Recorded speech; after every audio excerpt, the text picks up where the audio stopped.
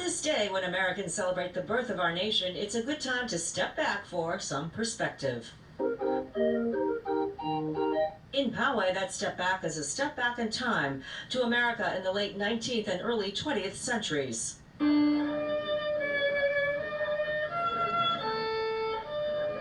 For the span of a day at least, families experienced an old-fashioned 4th of July. At Old Poway Park, George Lusk and his group of historical reenactors put on a noisy show, recreating a train robbery and a shootout between rival cowboys. It's for fun. And the bad guys never win. Over in this barn, Kristen Osborne showed us what it was like to spin yarn from sheep's wool, just as the early Americans did some 200 years ago. And John Roberts showed up with the cavalry to explain how the Army used firearms like this during the Mexican-American and Civil Wars.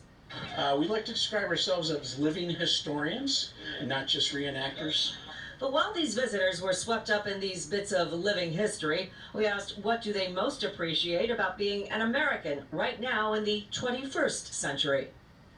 The freedoms to do what you want to do. You can't, I've been to other countries, and it's not the same thing. There's restrictions on what you can talk about. There's restrictions on your actions. Here, we're pretty free. To be able to